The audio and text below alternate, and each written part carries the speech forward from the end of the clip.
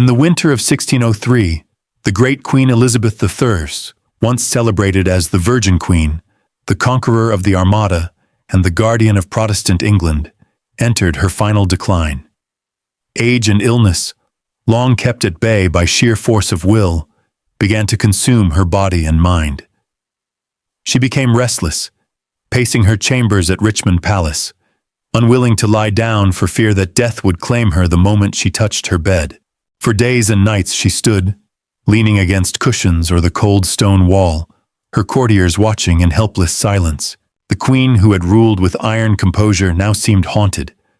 Rumors whispered through the palace corridors that she saw spirits in the shadows, that she muttered to herself in broken prayers, that her eyes carried the hollow stare of a woman who knew her reign was ending. She resisted physicians and priests alike, refusing both medicine and confession. Even in her weakness, Elizabeth feared to show vulnerability. To admit she was dying was to admit defeat. When death finally came on March 24th, it arrived not with the thunder of war or the pomp of ceremony, but in silence. Elizabeth slipped away in the dim light of dawn, leaving behind a court paralyzed by uncertainty. Her half a century on the throne had made her seem eternal, yet now her body lay lifeless, the last of the great Tudors. The transition of power was already in motion. Courtiers rushed to secure loyalty to James VI of Scotland, soon to be crowned James I of England. The Virgin Queen, once the center of the world, was suddenly an empty vessel. Her funeral, however, was designed to remind the nation of her grandeur. For weeks her body lay in state, hidden from public eyes but represented by a lifelike effigy, a wax figure dressed in regal robes, crowned and scepter in hand, resting atop her coffin. This effigy was so vivid that many mourners swore it seemed to breathe, its glass eyes shining under the flicker of torches. To a grieving England, the image preserved the illusion of power, even as the real Elizabeth decayed beneath. The procession to Westminster Abbey was one of the most elaborate spectacles the city had ever seen. Thousands lined the streets as her coffin, draped in purple velvet, was drawn on a chariot pulled by 4 horses. Around it marched nobles, bishops, and soldiers, their black garments contrasting with the flashes of gold and crimson on banners. Bells tolled across London, and the air was thick with the sound of drums and muffled cries. To many, it felt less like a funeral than the passing of an age. At first, Elizabeth was laid to rest in the vault of her grandfather, Henry VII, beside her beloved mother, Anne Boleyn. But the story of her burial did not end there.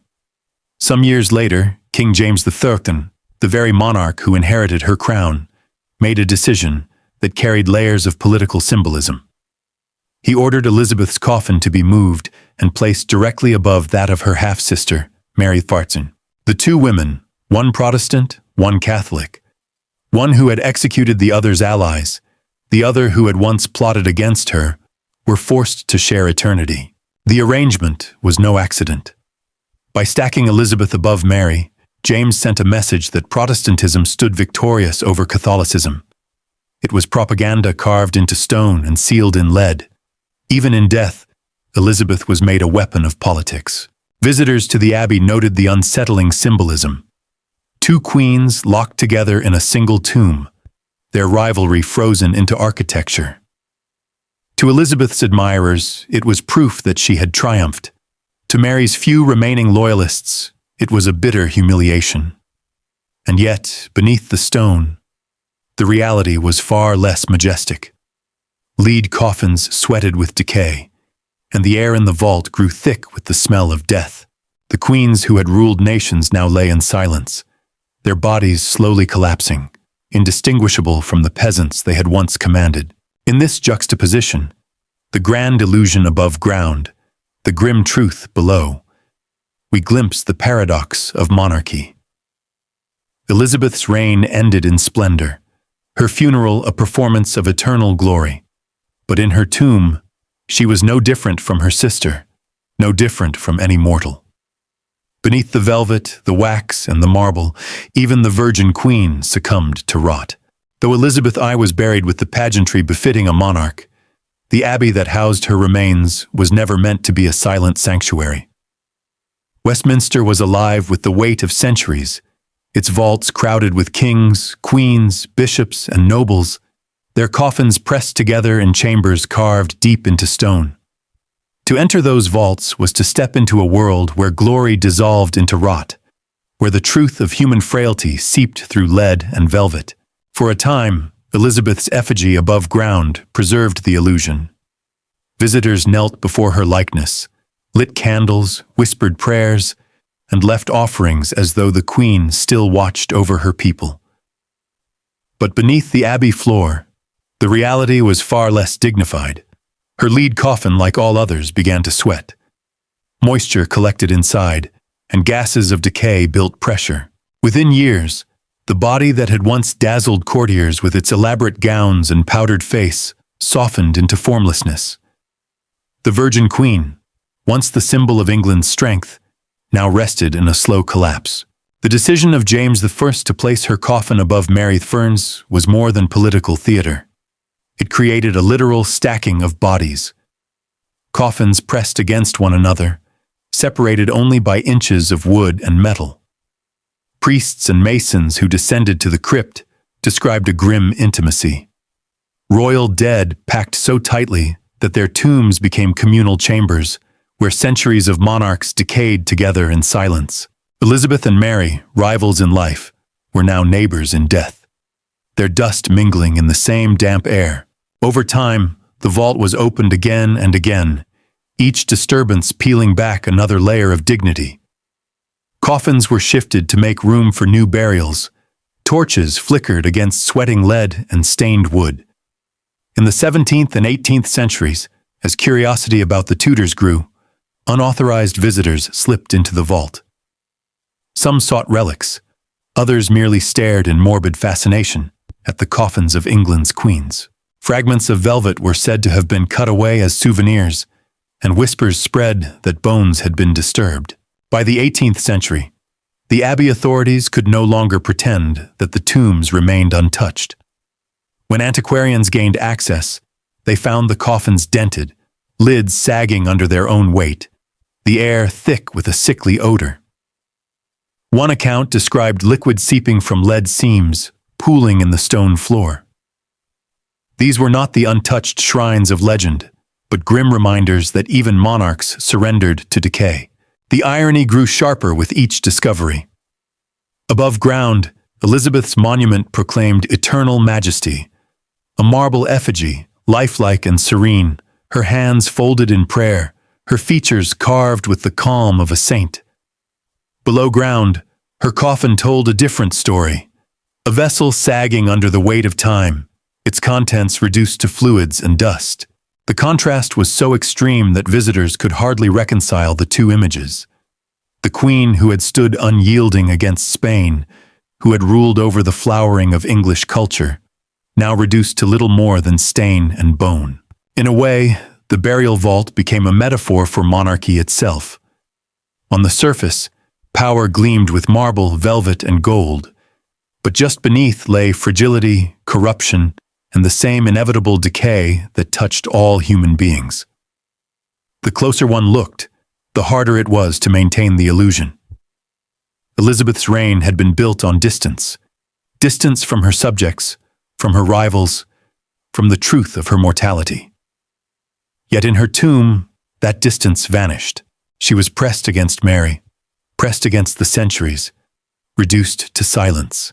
When the Enlightenment swept across Europe, these realities fed new questions. What did it mean that kings and queens, believed to rule by divine right, rotted in the same darkness as commoners? What did it mean that their coffins leaked and split, that their bones shifted and crumbled? For revolutionaries in France and skeptics in England, the vaults of Westminster were proof. The grandeur of monarchy was a performance, one that could not survive contact with the grave. Thus, Elizabeth I's tomb was more than a resting place. It was a mirror, reflecting the contradiction of her age, the brilliance of the Renaissance, the majesty of her reign, and the raw truth of human frailty. In life, she was the Virgin Queen, untouchable and eternal.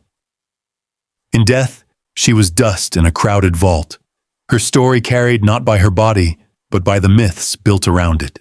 And yet, perhaps this was the greatest irony of all.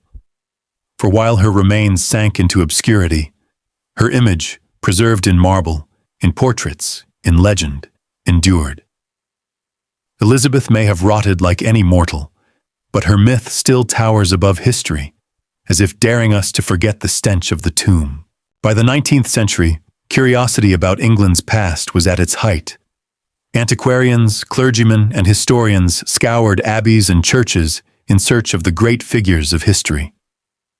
And Westminster Abbey, the resting place of monarchs for centuries, was irresistible.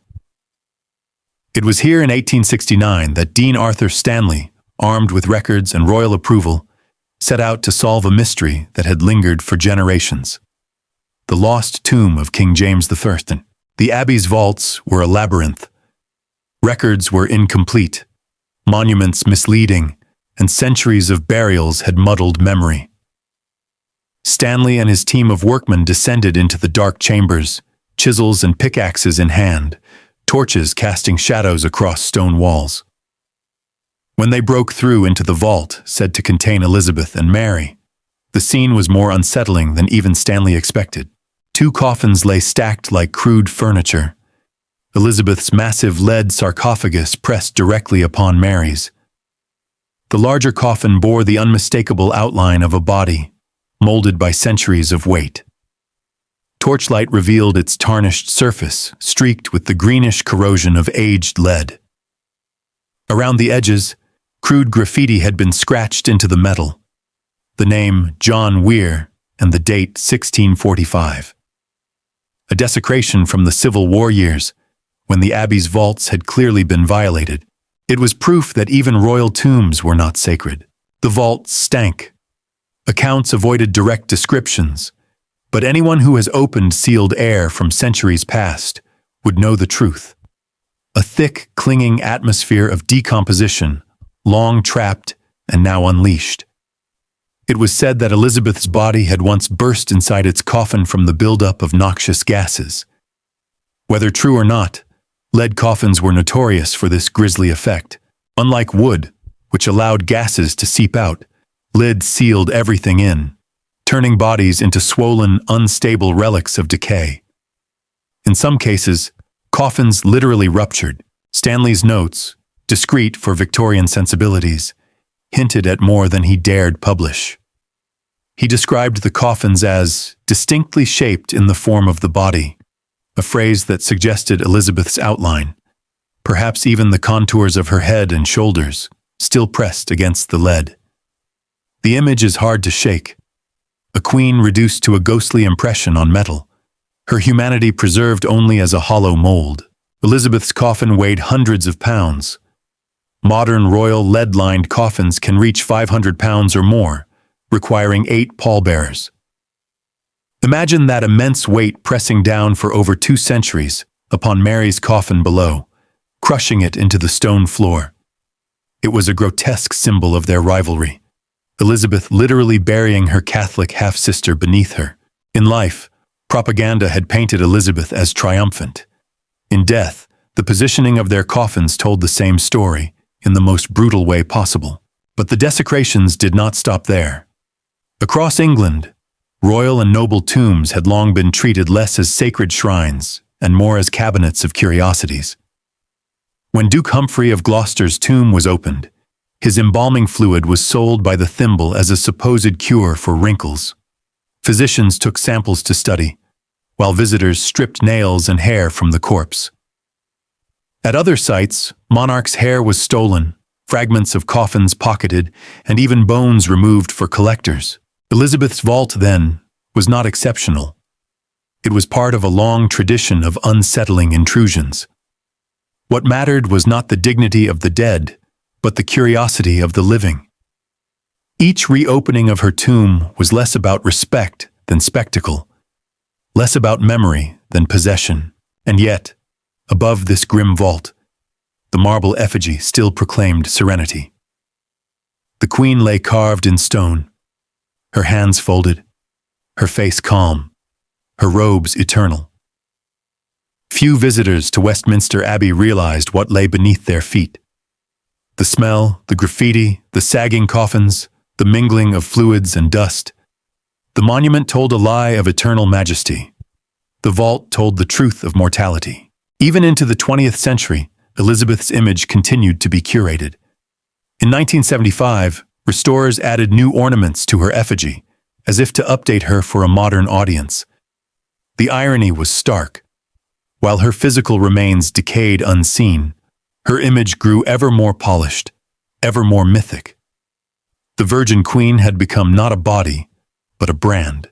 Perhaps that is the lesson her tomb leaves us with. Royalty may command power, armies, and devotion in life. But in death, even queens lie in the dark, their bodies collapsing under their own weight, their coffins vandalized, their remains forgotten until someone comes looking for a story. Elizabeth the Morse, who had once declared she had the heart and stomach of a king, discovered that even kings' hearts rot and even queens' bones crumble. And so, the true horror is not what time did to Elizabeth's body. It is what the living did, and continue to do, to her memory. Every retelling, every intrusion, every scratching of a name into her coffin steals another piece of her dignity. Even now, as we uncover these stories, we too are complicit, turning her decay into entertainment. Thank you for staying with us through this journey into the hidden corners of history. If you found this story compelling, please consider giving it a like. It helps more curious minds discover our work. And if you haven't already, we invite you to subscribe to the channel. Each week, we bring you carefully told stories, quiet, detailed, and often forgotten, that reveal the past as it truly was. Your support allows us to keep exploring these overlooked truths, and we're grateful to share this journey with you.